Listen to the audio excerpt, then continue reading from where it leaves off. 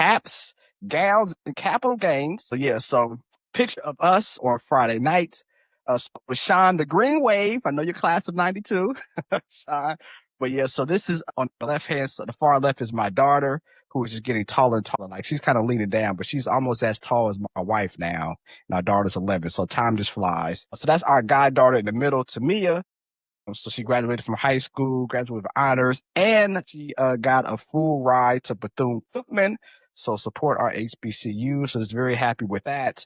And we're going to talk about something that we did for her that helped us from a tax standpoint, and also what's going to help her in school as well, and how you can do the same thing for your children or your grandchildren. Then of course my wife, and then me. I'm just there. Three beautiful ladies, and then me as the mentor. So a couple things. So first off, we want to talk about a UGMA versus a UTMA, right? Because we get the question all the time, what is the best way to put money into an account for my children or for my grandchildren, but them to not have control? Now we could do this through a UGMA or UTMA or trust, which we'll talk about as well, because trusts are amazing, of course, right? But save and invest in their name. So we put the money in their name, but we have control over the funds until they get a certain age.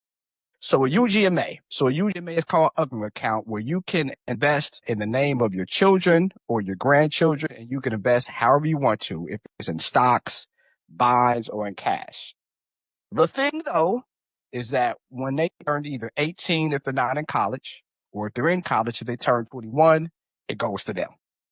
So you're able to put money into an account. We'll talk from a tax standpoint how this is great on your taxes that you do it this way. You are able to give money to them, but not give money to them so they can spend money on video games and Minecraft and Roblox and all the things that the teenagers do. But you kind of have it where you can control the money for a certain age. Now, for my individuals out there who love real estate, who want to put things in their kids' names or their grandkids' names and have it invested in real estate, you can do a UTMA, a UTMA. An UTMA account is where the money's in their name and in your name. You control the money. You control how it's invested. You control everything, but you can also put it in real estate, which is good from a tax standpoint as well. And since it's a UTMA account, they don't have to get control of the money to age 21 or 25.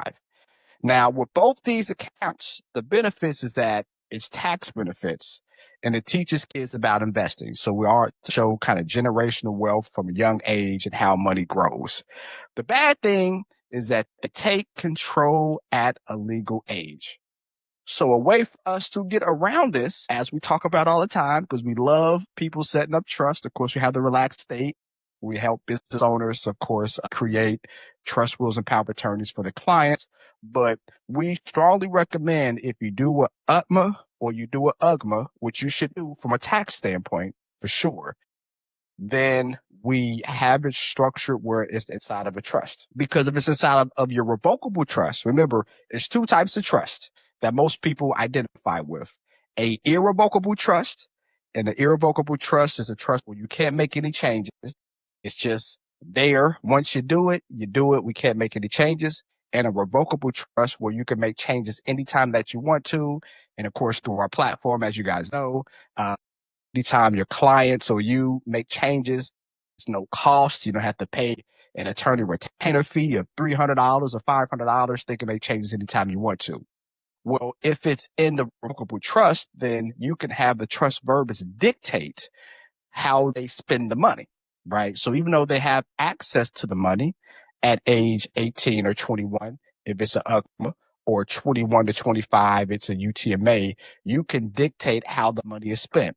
So you could say you cannot spend the money until you get a job. Or you can spend the money, but the money has to be in your account. It can't be in your account, in your roommate's account, or your account in your fiance's account, or your husband, your wife's account for that matter. So you're able to dictate how the money is spent. So it's great to have it from a tax standpoint, which we'll talk about here shortly, because especially if you're a business owner, we put money into that account, it's a tax write-off. So the IRS is paying us to give money to our children or grandchildren.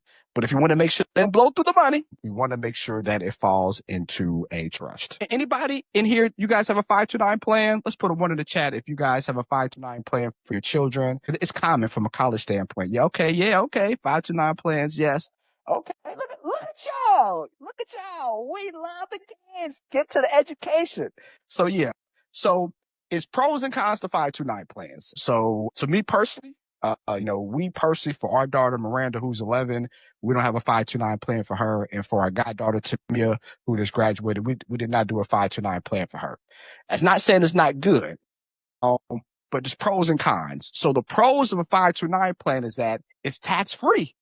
And who does not love tax free? You put money into something up to now $35,000 a year. It was up to $28,000, but they increased it last year. So you could put up to $35,000 a year into a 529 plan. No minimum, but a maximum of $35,000 a year. So that's great. And as the money grows, it grows tax free. So when the money is used for college or college expenses, then it is tax free. A college expense can be a car, a laptop, or room and board and tuition. So that's great. The not so great thing about it is that you are pigeonholed with the investments. A 529 has to go through a mutual fund company. So if it's in a mutual fund company, we can't do single stocks. We can't do other investments that allow us to make more money. We can't do cryptocurrency. When I say cryptocurrency, I mean like cryptocurrency on the stock market, not like on Coinbase where they can take your money, but like, symbol IBIT for Bitcoin, where you can be in Bitcoin and you can't have your money stolen from you. Ethereum, ETH, that's the symbol where you can buy Ethereum, because historically crypto makes way more. And for a child, the next 15 years, crypto is going to explode compared to what the stock market is going to do.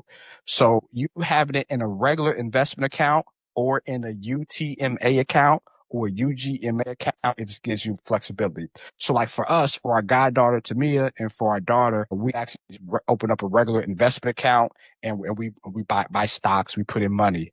So that does not grow tax free like a 529 plan. However, because of tax code and I'm a business owner, the money that's going in there is a write off, which is great. And then also when you have a person on payroll, if they're in college, taking money out of account, a lot of that money that you take out that you may pay taxes on is a write off as well. Because I'm a certified financial planner, we do strategy, so we find ways to get money in your pocket. So even though the money technically is not growing tax free like a 529 plan, it is things you can do, especially for anybody that's a business owner, that you can have it where you get out. A lot of the taxes that you pay, you get to write that off. An IUL, so a index universal life policy. Yes, we've had some individuals ask, and we've done for a few people, because they didn't trust the market as much, so they wanted the IUL to fund for college. IUL is great for college because the money inside of that policy grows tax free. So an IUL is an individual universal life policy. So it's like buying a life insurance policy, put money in on a month-to-month basis like a life insurance policy. The money inside that policy grows tax-free. And when I take it out, if it's past usually 5 years, I'm not charged any penalties. So it allows you to put your money into something that grows. And then if you pass away, then this is big old lump sum of money. That's a death benefit. So that's good as well. The not so good thing about an IUL is that the investments historically don't grow as much as a 529 plan is going to grow. And the investments don't grow as much as definitely a regular investment account, especially if you're doing not all your money, but some of your money in cryptocurrency. And we recommend on the high end for every $100 that you have, $20 going into cryptocurrency, and on the low end, 5%. So if you're more of a conservative investor, if you have $100, $5 should go to cryptocurrency. When I say cryptocurrency, I mean either Bitcoin, Ethereum, and XRP. If you're more an aggressive investor, no more than 20% of your money should be in cryptocurrency. And historically, cryptocurrency has quadrupled the stock market over the past 13 years. So, the stock market we love, cryptocurrency is going to continue to grow, in my opinion. And of course, if you have an IUL, you're not able to get cryptocurrency. So yeah. How the IRS is gonna pay you to send your kids to college. How is it possible?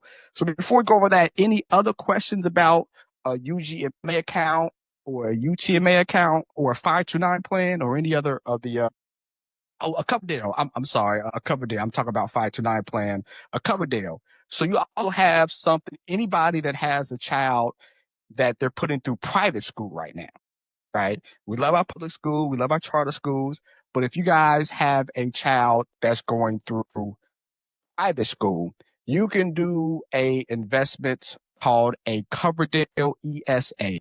So cover COVERELL. I'm sorry, cover. I'm sorry, Dale COVERDELL. Coverdale ESA. And what a Coverdale ESA is that it acts like a 529 plan where you put the money into that account.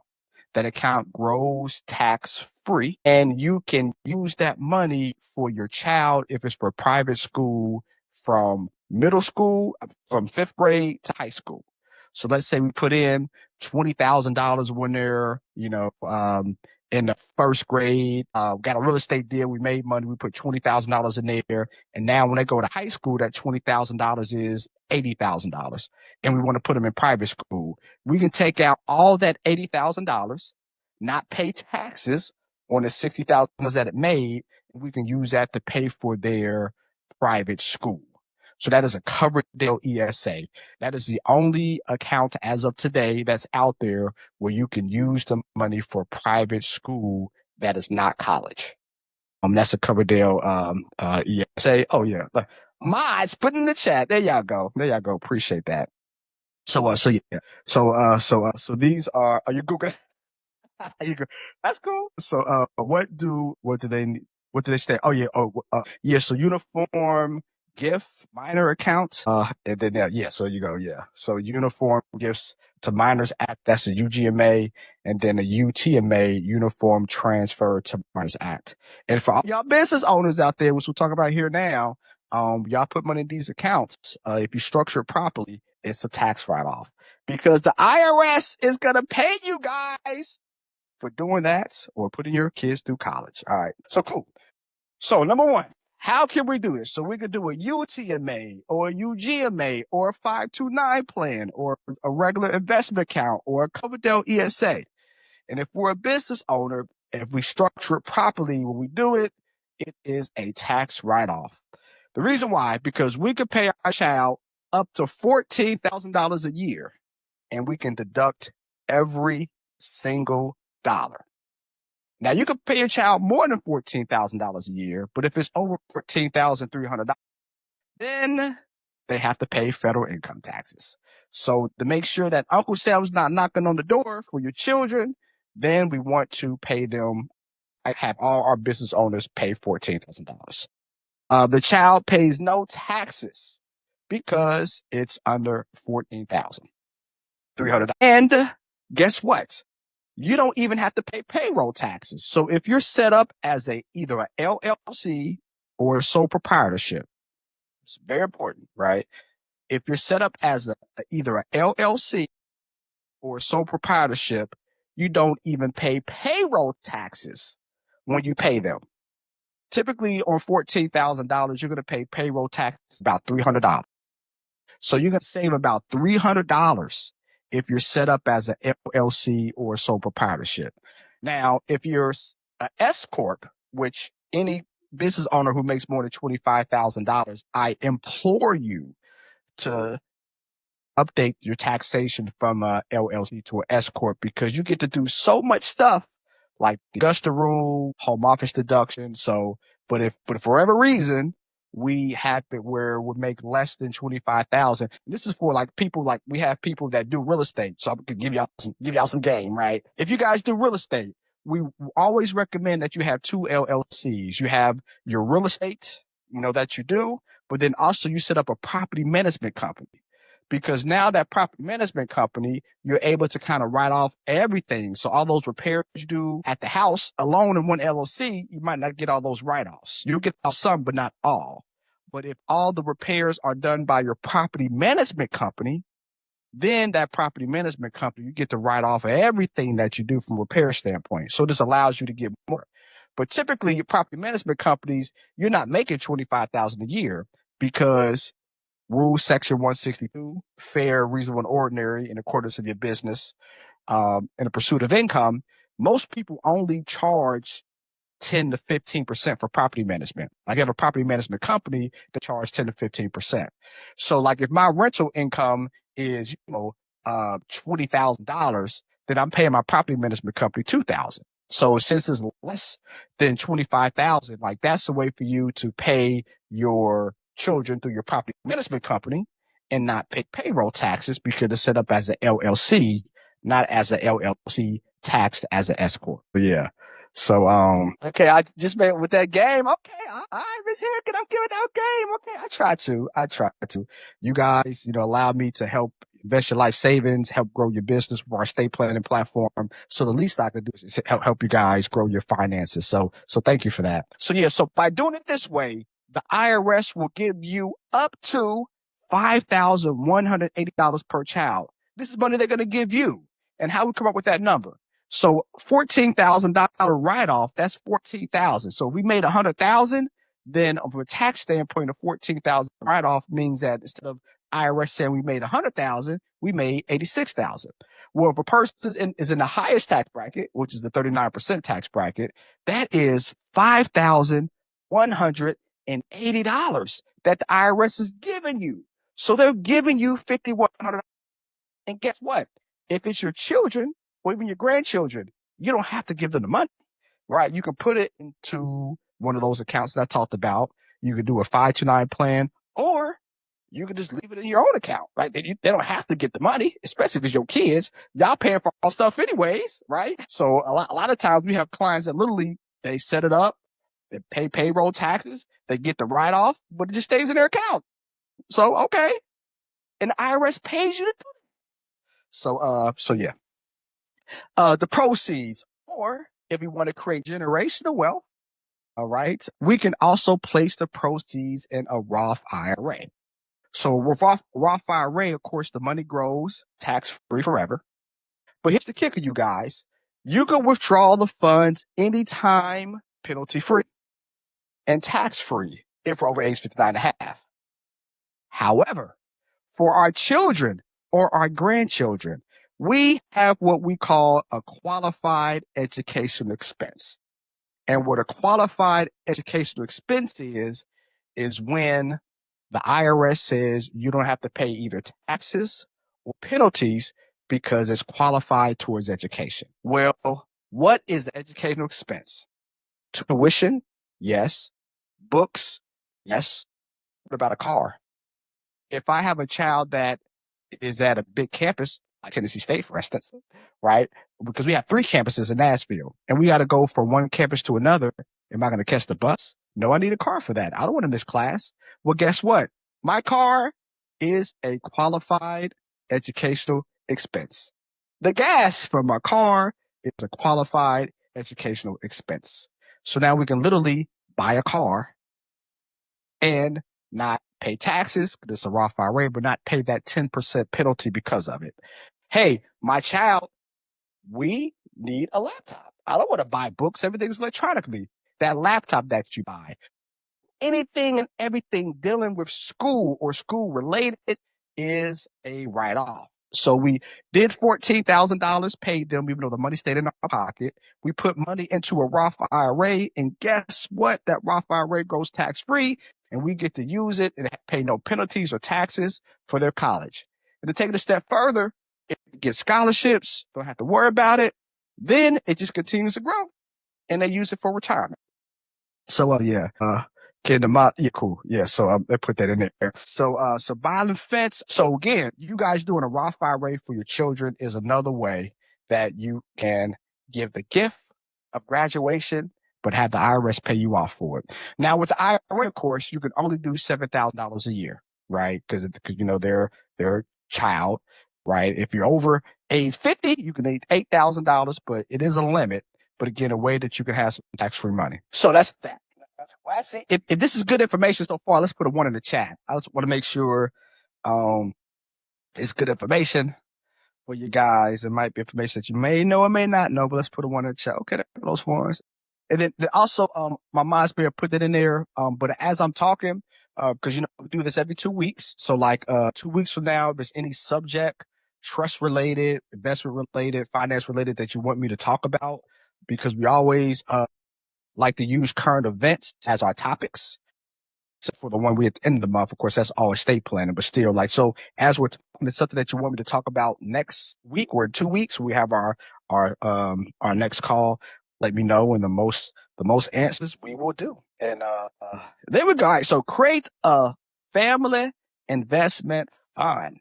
All right, so all my folks with the trusts or my people who use the relax estate from a trust standpoint, we want to use an LLC or a trust to buy assets under a family plan because we'll get even more tax write-offs doing this way. So first off, anytime that we buy real estate, I always recommend that we do it in a LLC. The reason why is because the LLC gives you protection, right? If you have a property that's in your name and something happens to the property's in your name, you're going to get sued. It is what it is. But if it's an LLC, only not the land, but the cash associated with that LLC they can go after. So it's good for you to kind of protect yourself. And I'm always overkill. A person has two properties, I say, put each property to different LLC. Now, yes, when you file your taxes, it's going to cost you an extra $300 because that's a business. But I'd rather you pay $300 extra than something happens and somebody sues you or whatever the case may be, and they go after everything. So you always want to have each separate property in its own LLC. And then that LLC should then go into your trust, right? Because your trust dictates what happens to the LLC if you pass away. So the great thing about a trust is that you're able to control everything and own nothing. So you want to use an LLC or a trust or inside of a trust to buy assets on a family plan. For real estate, stocks, businesses, right? We can do that through an LLC. Kids can become beneficiaries or board members. That's the Augusta rule. Are you guys familiar with the? Because I don't want to glaze over that because that's another way that every single person who's a business owner can get at least $3,000 to $5,000 of money from the IRS every single year. That's not like a deduction. That's like money the IRS is going to give you by doing the Augusta rule. So put a one in the chat if you guys know, or put a two, or say you don't know what the Augusta rule is, and I could quickly explain that because I don't want to gloss over that if that's going to save you guys money from a tax standpoint. So okay, you go okay, two. Oh, okay. Give me some game, Mario. Okay. So the Augusta rules. So basically, long story short, with the Augusta rule, it came from Augusta, Georgia. Uh, Georgia. I can't sing, y'all. I'm sorry. I can't sing. But yeah, so it came from Georgia. So Augusta, Georgia is where they do the Masters. That's a golf championship. Well, years ago, the federal government made a deal with that city saying that everybody, since it's a golf tournament, it's a small town, everybody leaves. Everybody who owns a property, doesn't matter if you have a mortgage, but you own a property, right? You may owe money, but it's your property. You're not renting. You can actually rent out your house for 14 for 14 calendar days. And the money that you get, you don't pay taxes on, right? So like, let's say I'm in Georgia, I'm leaving for 2 weeks where everybody comes in and I rent it out to a person. I charge them $1,000 a day for 14. That's $14,000 I receive. And that $14,000 I receive, I don't pay taxes on. It's tax free. I got to tell the IRS, but I do not have to pay taxes on it. So years down the road, people said, hey, this don't make no sense. Why is this little small town able to do it? Nobody else can. So now everybody can do the Augusta rule. Well, from a tax planning standpoint, by law, your business can rent out to your property as well. So if I'm a business owner, instead of going to a conference room or doing a conference or doing a meeting and paying somewhere, I can do it at my house. And as a business owner, I pay me as a person to do so. Using that same $14,000, I, as a business, pay myself $14,000 a year. We recommend just doing it monthly. So you would do, basically $1,100 a month or $1,200 a month. So $1,200 a month moves from your business account to your personal account. Same money because it's your money, right? But by doing that, it's a $14,000 tax write-off. Since it's a $14,000 tax write-off, like I said, at the 40% tax bracket, that's $5,000 that the IRS is giving you. Even if you're in a 22% tax bracket where you make less than $50,000, that is $3,000 of real money that the IRS is giving to you because you, as a business, are paying you as a person. That's it. So it's two things you have to do. A, pay yourself, and then B, you have to have a board of directors. So we set up for our clients. It's just documentation and a board meeting. From a minute standpoint, we do it for our clients, so it's hands off. But literally every single person who's a business owner, if you're not doing the Augusta rule, you're missing out on in between $5,000. Now that's just here in Jacksonville. If you guys are like in LA or in Las Vegas where it's events like, boxing things or Super Bowls where it's $2,000 a night for Airbnb, it could be $28,000, and that's a lot more money, right? Which means it ain't 5,000 IRS to give you, it's 10,000. So that's called the Augusta rule. Every single person should do it if they're a business owner. If you are an S corp, one more thing, my apologies. You have to be taxed as an S corp. If you're taxed as an LLC by itself or as a sole proprietorship, you can't do it. You have to be taxed as an S corp. But like I said, if your business makes over $25,000 a year, then you can do that, and you should make that switch from an LLC to an S corp, and we can help with that. Now, for my non-business individuals, same thing, right? You can also, if you go somewhere, you can rent out your house as well, or do something and get paid by somebody, a business, or if you have a fellow business owner, they want to have a meeting at your house, you can do it in the 14 days throughout the year, and that money is tax-free as well. So you could be a non-business owner and still take advantage of the Augusta rule as well. You don't have to be a business owner. A business owner, you just get paid two ways. A non-business owner gets paid one way.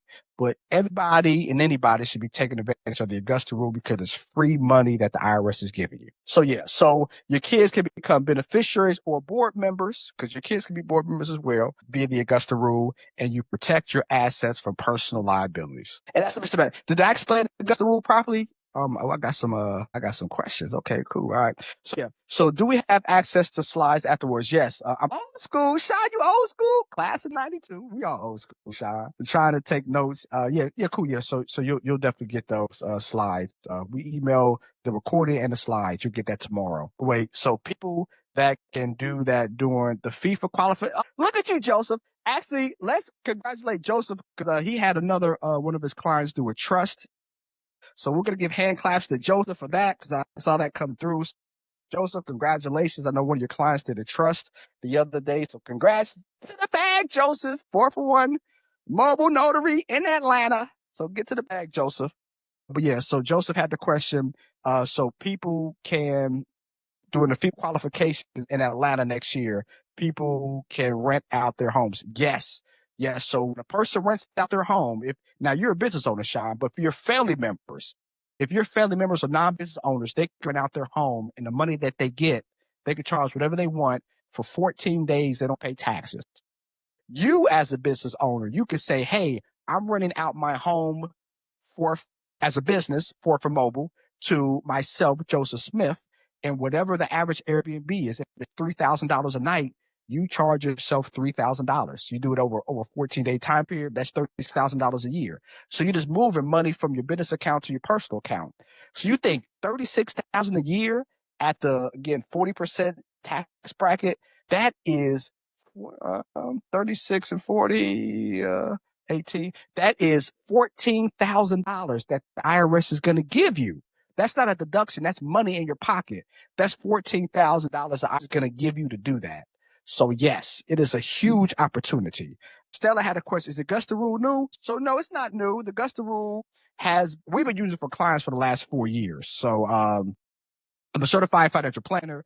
So of course we invest clients' money, but about 4 years ago, that's when we actually started not only investing clients' money, but actually doing tax strategies and now filing their taxes. This is the first year we actually hired a CPA firm. So we don't only just do tax strategies, we actually file taxes for individuals. So if you need help doing that, we can definitely help. But no, it's not new. I know for Augusta, Georgia, the master's been going around for like 60 years. So it's definitely not new at all. And most people just don't know about it because Nothing against a CPA. We have CPAs on this Zoom, of course. We have clients that are CPAs. But a CPA, their job is not to do these types of tax reduction strategies.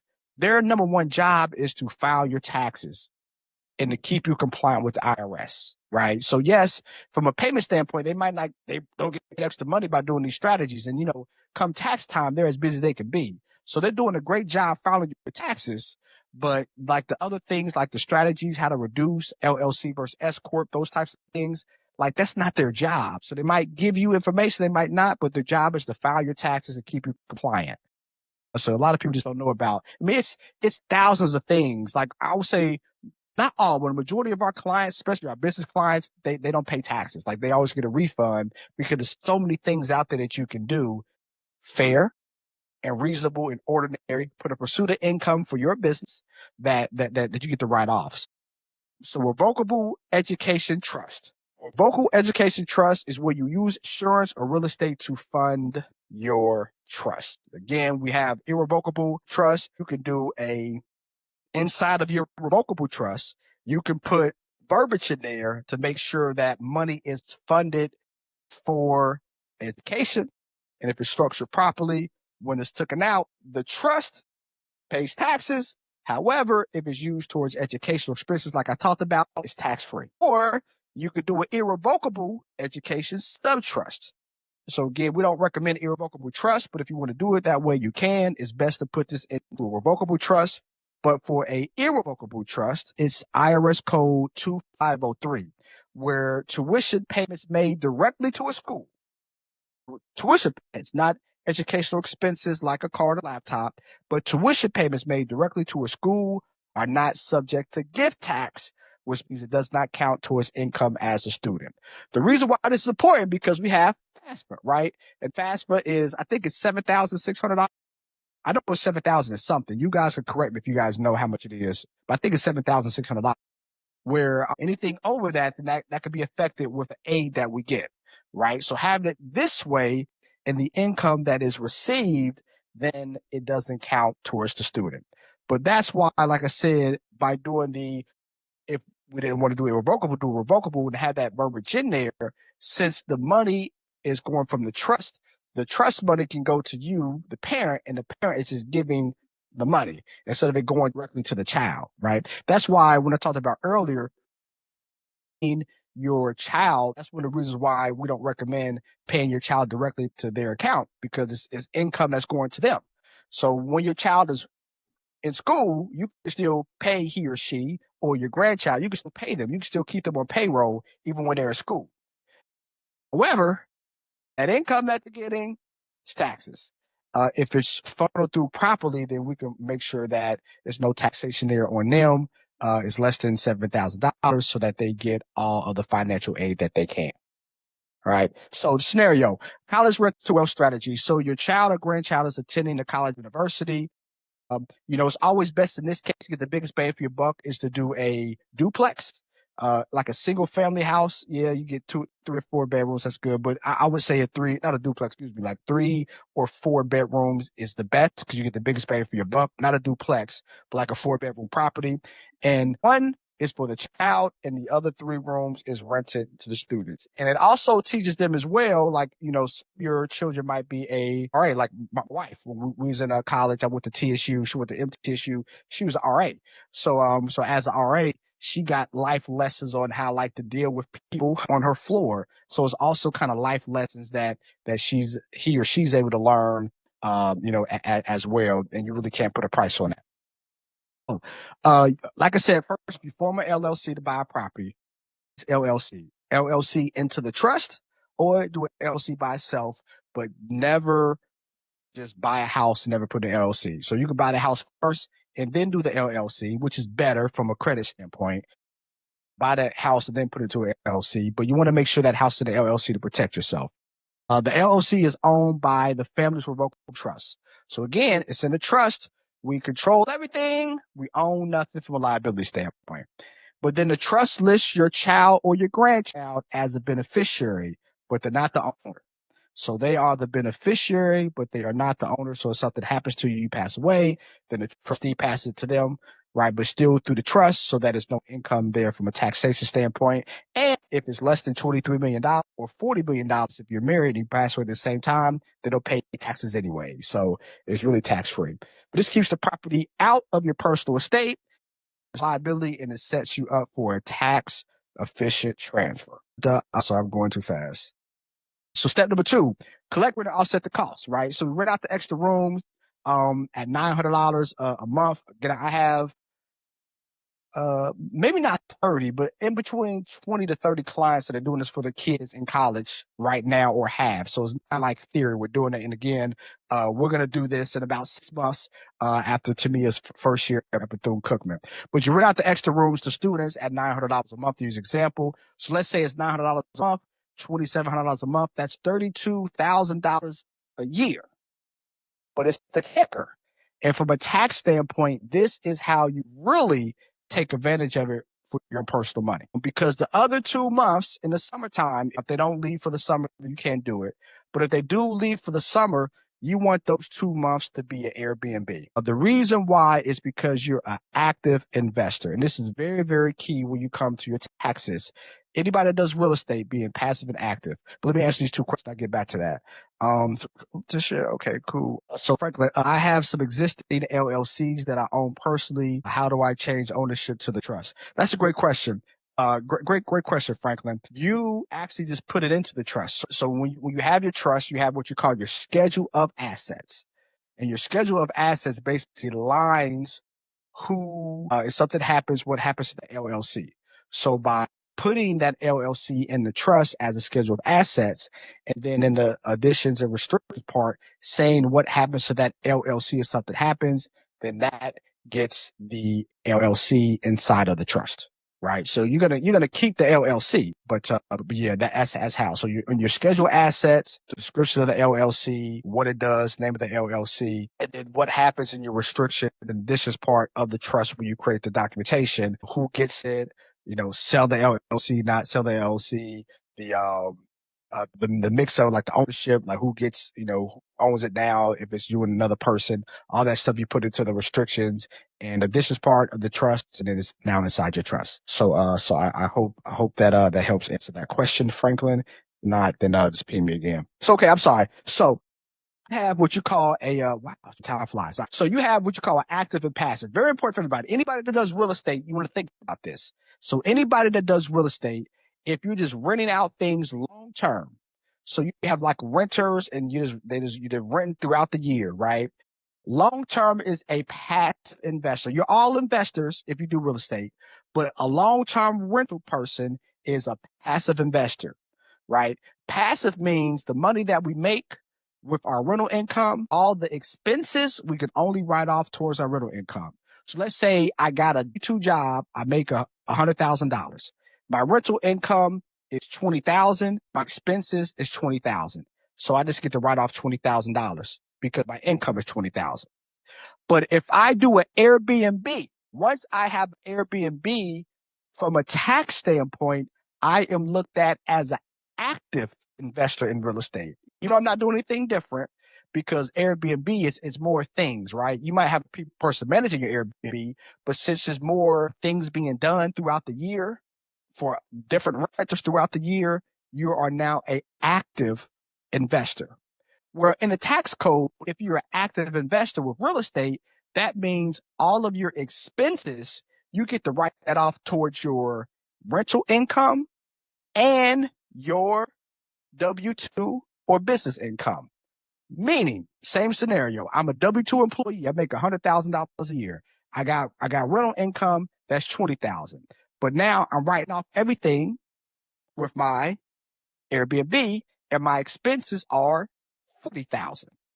Well, guess what? Since I'm an active employee, I don't write off just $20,000, which is how much I make as a income for my Airbnb. I get to write off all $40,000 towards my $20,000 of Airbnb income and my $100,000 of W-2 income. That's $20,000 more dollars of write-offs. $20,000 of write-offs in the 40% tax bracket is $8,000 that the IRS is giving to you every single year. If you're in a 22% tax bracket, that's $2,500 every year that the IRS is giving you for doing an Airbnb. So you see people on YouTube and social media talk about why to do Airbnbs. That's the best reason why. Airbnbs are more headaches, right? But from a tax standpoint, the IRS gives you more money by doing an Airbnb compared to a long-term rental. So I hope that kind of helps why. But anybody and everybody, if you have rental, even if it's one Airbnb, right? I would say as you build your rental portfolio, at least have one be an Airbnb because you get way more write-offs, and you also do a cost segregation study, which I'll talk about some different time because I'm running out of time here. All this game I'm giving y'all, man, all this game. So then your mortgage plus your expenses equals $2,000, which means you net $8,400 in annual profit. So that is a net. So you are building generational wealth because you have that property and it's going to grow over time for your child or your grandchild. You have cash flow coming in as well, and you're teaching them a life lesson because they're basically a RN, which is great. So step number 3, how do we funnel the profits through the trust to make sure Uncle Sam don't come knocking on our door? Well, the LLC collects the rental income and passes through the trust. Because remember, again, everything passes through the trust. The LLC, right? So the LLC passes through the trust. The trust pays the taxes. You can have the LLC pay the taxes or have the trust do it. The trust pays the taxes, but it can take deductions like depreciation, maintenance, and property management. It's yours. It's not room and board where the university gets all that depreciation, all those write-offs. You do because it's yours. So you reduce your taxable trust income with those deductions. All about finding ways to make money and also save money as well. And then when they graduates, then we transfer on. So when your child or your grandchild graduates, we then just assign ownership of the property through the trust. And when you assign through, because a revocable trust, you get to make changes. So when you assign property through the trust, guess what happens? It passes to them, and they don't pay any gift taxes, and they don't pay any capital gains taxes. That is how we structure generational wealth. That is how we help our children and our grandchildren with their education. That's how we put money in our pocket at the same time. Or if you just want them to keep on getting the money, have cash flow, then you allow them to continue receiving the money from it through the trust if they don't own it. And again, with that money, you can just funnel it through a Roth IRA, have that money now grow tax free, or you can do a traditional IRA because you're probably hiring them through your business. So you can do a traditional IRA or a SEP IRA, and now that money is funneling, and you get the write off 2 times because you're paying them a salary if they're in college, which I would strongly recommend, get the write off. But then now if you put it into a traditional IRA or a SEP IRA, you as a business owner get to write that off as well. So it's 2 write-offs. IRS is giving you money to give money to your kids. And also, this protects from lawsuits, divorce, etc. We always recommend when we do a trust, especially we give the money to our children, we always want to put into the trust that when they receive the money, it can only go into their account, meaning that they can't commingle it with a friend, a spouse, because especially like in the state of Florida, 10 years, everything is even. So if I got money that's coming in all these years in my joint account, and your son or daughter gets divorced, then all that money that came in from you guys, the spouse that's divorcing is entitled to that, right? So it's always good to put into the trust where when they receive that money, the money that they receive has to just be in their account. It can't be commingled. Very, very, very important. So yeah, so so Taya, great point. Check out the county or city to verify if there are any restrictions on short-term rentals. So I know, like in New York, I'm in Florida, but I know the city of New York, they frown upon Airbnbs because the hotel lobby losing all that money. So yes, some cities definitely have some restrictions on Airbnbs. So you definitely want to check that out. So that is a great point, Ty. All cities allow you to do short-term rentals. But most cities do allow you to, though, right? So yeah. But again, I'm not saying if you want to, you can. But I'm not saying every single property you have should be Airbnb because that's a headache. Even if you have a property management company, that's a headache. But if you have 4 or 5 rental, if you want to grow your rental, empire per se, at least have one so that the IRS could pay you more money. And that's the name of the game. If we could do the same thing we're doing now and have the IRS pay us for it, we want to take advantage of that. All right, cool. And then again, bonus step up in basis. So again, if you pass away, as we talk about why you should do a trust, right? If it's anything else from this, why we should have us or our clients, if you're a business owner, do a trust. If you pass away, the trust holds the property. We have step up basis. So we pass away, the trust has the property, not you as a person. So your heirs, they get a step up basis and market value as they bought it. So they could then sell it and pay little or no capital gains taxes. Use the same example, right? Or let's say parents. My parents bought the house for 100,000. They die. The house is worth 200,000. I sell the house. The house is now worth 250,000. If I don't have a trust, when I sell the house, I sell the house as if I bought it for $100,000 because that's when they bought it. So 100,000, I sell it for 250. I have to pay taxes on $150,000. Or if I had it through a trust, I then sell it as if I bought it when they died.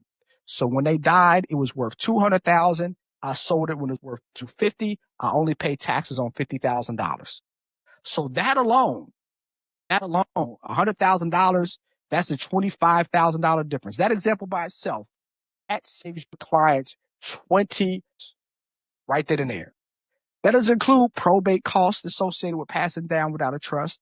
Doesn't include the headaches of dealing with an attorney to get it out of probate. All that extra stuff that you can't put a price on, and you got to put a price on. Doesn't even include that. Just the tax alone. So again, everybody should have a trust for that reason by itself. And also, every single person should have their clients do a trust for just that reason by itself. If I have a lot of write-offs in my Schedule C, which is me, being a small business owner of my own business, affect my buying power credit-wide. Credit's a little bit different. Credit is based on our FICO score. And so I'm just gonna real quick. People who've been on this call before, y'all know how I love credit cards. Y'all should have at least 5 credit cards. At least 5 credit cards. The reason why, because we have utilization rate. If we have more than 30% of credit power, spending power on our credit card, we are being affected negative way. Meaning, I got a $10,000 card I could do up to $10,000. If I charge more than $3,000, utilization rate is over 30%, dinged. Even if I charge $5,000 and I pay it off at the end of the month, I still get dinged because it's more than 30%. So you just spread out your credit cards. Don't have just one credit card, have 4 or 5 and put small amounts on each one. Now, from a FICO standpoint, the 2 biggest things that they look at is your utilization rate and your payment history. So I recommend everybody put everything on a credit card, and every single Friday, pay that credit card off. You're doing 2 things, and you are boosting your FICO score by 2 to 4 points every single time you do that. Number one, they look at your payment history. That's 35% of your FICO score. Out of 100%, 35% of your FICO score is your payment history. So if I'm paying something off every single Friday, that is positive, right? That looks good. Number 2, if my utilization rate is less than 30%, where I'm saying, hey, you give me all this money, but I don't use all this money on each card, that helps you as well. So that affects your credit score. You having, from an income standpoint, all these write-offs, it doesn't hurt you, because when you do a loan, or when that banker or that mortgage person looks at it, they see all the income. So they see the income, right? So they see you're bringing in the money, but then they also see what you are doing as well, right? Oh, I did the Augusta rule. I paid my child, right? So they see you bringing in the money. They also see that you're being very strategic on how you are getting your write-offs. They might say, hey, who's your tax person? That actually happened. One of my clients is a mortgage broker now. He became a mortgage broker because he was doing taxes. He was looking at doing a mortgage for my client, and kind of saw some of the things that we did. The Augusta rule in particular, he's like, man, my person don't do the Augusta rule, and I got my own. Like, who does your taxes? And then the rest is history. Clive from California, he's not on here, but he's a client because of that. So I was rambling right there, but I hope that answered your question. Is it a good idea to do joint credit cards with the spouse to achieve the 5? So the key, when you say achieve the 5, what do you mean? As far as joint credit cards, yes. I mean, a joint credit card, to help build each other's credit is good. If one person has worse credit than another person, then you might want to think about putting the person that doesn't have as good as credit as an authorized user, right? Because if they're an authorized user, then when you do the card, you might get a better interest rate, or you might get 0% for a longer period of time, or you might get a larger credit limit, right? And then, of course, if they're authorized you, if you're doing the things I'm talking about, low utilization rate, paying it off every single Friday to boost your payment history, it's going to boost their credit score quicker. So that might be something to think about from a credit card standpoint. Oh, the 5 credit cards. So why does this work? This works because it avoids probate, because the trust avoids probate, no probate. That's money and time that you get back, and you can't put a price on that. Depreciation offsets with rental income, active versus passive. Like I said, being an active person who does rental with one Airbnb, if you're passive, you still get write-offs as a passive, which is long-term rentals, but not as much. So just think about that. Your child lives rent-free, right? Rent-free, which is always good. Income pays expenses and it builds legacy, like we talked about. You could transfer to a child with minimal or no taxation at all. And family wealth. I know somebody said that they're doing investment properties this weekend looking to build wealth, and that's great. You're doing that. You're building wealth. We all should strive to put our children in a better position. All right. So last thing, you know, okay. So how do we have alternative ways to fund for our children's real estate trust? So just kind of go through it real quick. You can borrow against your 401k. Now you can borrow up to $50,000 or 50% of your invested balance, right? Now, when you borrow against your 401k, it's no taxes and no penalties if you repay it over 5 years. So it's basically like an interest-free loan because you get no penalties and no taxes. Why we say it's interest-free loan? Well, this is why. Because when you repay the interest back to yourself, it could be a write-off. If we have now, if it's old 401k, you can't borrow against, you can only borrow against the 401k if it's your active employer. So we have an old 401k, you can't borrow against that old 401k. You just have to take the money out. So this is if you're working. So this is for a person who's a W-2 employee who's working, right? But then also they do rental on the side, which a lot of people do. Since that interest is tied to your rental income, your rental business, that interest that you're paying your 401k provider, you're able to write that off. There's a way you can structure that. If you want to have a detailed conversation, call me, email me, or set a 15-minute call. We can talk about more in detail. But if you're an active employee and you do real estate and you borrow against your 401k, the interest that they charge you, you are able to write it off if you structure it properly.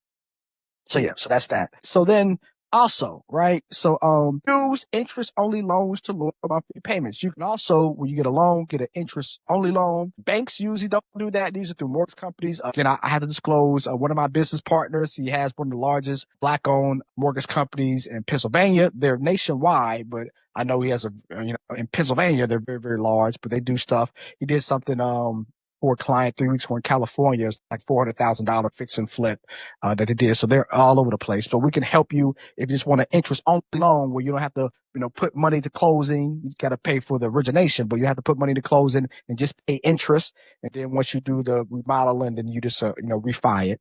But the strategy, you reduce your upfront costs with interest only loans. So interest only loan is usually for 12 to 24 months. It can't be like 3 years. So you eventually do have to start paying back principal. Or again, most people just refi, take the cash out and pay off the existing loan. Lower monthly payment, so it's more cash flow because you're only paying the interest, so it is a lower monthly payment, which is great. And then, of course, as I said, you cash out and you refi with a higher property value. And then, of course, that extra money, if you want to do it all over again, do it all over again and start your real estate empire. So last question is, are you able to refer an insurance that offers builders risk and rental property? Yes. It is, it might be actually some insurance agents on here that might do that. So the insurance agents on here, so we can refer out as well, but definitely, want to get our to people as well. So if anybody that's an insurance agent that offers that type of insurance, you guys can definitely DM Nadia as well. But Nadia, when we talk though, I can give you some information and help you out as well. But like I said, anybody that does property insurance, yeah. All right, so yeah. So also tap into your IRA and use the 60-day rollover strategy. So people that have an IRA, so let's say you're retired Anybody who, left their former job, we always recommend rolling over to an IRA. Don't keep it in the 401k. Roll over to an IRA. You have more investment options. You can't borrow against your 401k anyways. Than putting money into it. And then when you take money out, you have to pay 20% taxes. Because in the IRA, you dictate how much your taxes are. But another reason why you want to roll it over to an IRA is because you can do the 60-day rollover, which means you withdraw money from a traditional IRA. If it's a Roth IRA, you're good because, of course, there's no taxes. But you withdraw from a traditional IRA, use it to invest property. We did this twice last year for individuals, but you can do it strategically where we don't pay nothing back. So you redeposit within 60 days to avoid tax per account. Because how the IRS is, they say, hey, you can take out whatever you want to take out of your traditional IRA. And as long as you put the money back within 60 calendar days, you don't pay any taxes, you don't pay any penalties. But usually if you're doing something with real estate, it usually takes more than 2 months. It takes maybe 4, 5, 6 months. Or it might take up to a year to get the money back. So what we do, we structure where you have numerous IRAs. So case in point, again, the person we did last year, they had $120,000 in their traditional IRA.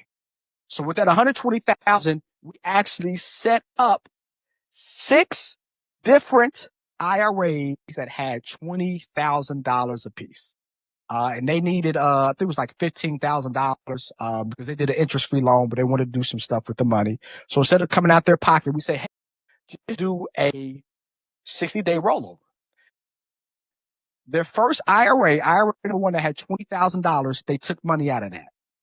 And we did that in March. So March and April was their 60 days, right? So then in mid-May, with the second IRA with $20,000, we moved that money, took it out, did another 60-day rollover, and took that $20,000 out and put it back into the first IRA. So now we satisfied that 60 days, no taxes, no penalties. That was in May. So we have June and July. So then in July, guess what we did? We took money from the third IRA that had $20,000 and put it in the second IRA, satisfying the 60 days. So they paid no taxes on that $20,000. We did that for IRA 1, 2, 3, and 4. It was an 11-month process. So we did it for 5 different IRAs. But basically, it saved them $7,000 between tax. California, you pay federal taxes. They're the 40% tax bracket. So you pay federal taxes and you pay state taxes. So that saved them almost $10,000 by doing it that way, compared to if they would kind of took the money out their account and, the IRS gets $7,000, nothing they can do about it. Anybody with a traditional IRA, it is a way for you to take money out of that and structure property where we don't pay the IRS taxes or penalties. And that's by doing a 60-day rollover. If you have more detailed questions, y'all can ask me. But it could be done. And then also the last thing is a HELOC. Y'all can do a HELOC loan, right? You leverage your existing home. You access low interest rates via HELOC. You only pay interest on what you use. Interest may be tax deductible as well if it's used for investments. The issue with the HELOC, though, you can only do a HELOC on your primary property. We can't do a home equity line of credit on a rental property, on a second, third, fourth property. It's only on a primary property. So it could be done, but it's only on a primary property. And me, personally, I kind of feel icky about doing a second mortgage on your property if you can, because that's your house. That's what you live in. Like, that's the one thing we want to protect. All hell breaks loose, right? That's the one thing we get to protect. If it was a recession, the Trump tariffs that messed up everything, it's a recession. Ain't nobody doing no rent. We got to sell everything. We don't want to have a second mortgage on a house we don't want to. So you can do a HELOC, but I typically recommend against that. I recommend doing other things. Like I said, the interest loan or doing a loan on your second or third property. I'm not a fan of doing a HELOC because that is your primary property. We want to make sure we have no debt if we can on that. And that's just my personal preference. All right. I think that is it. Yes.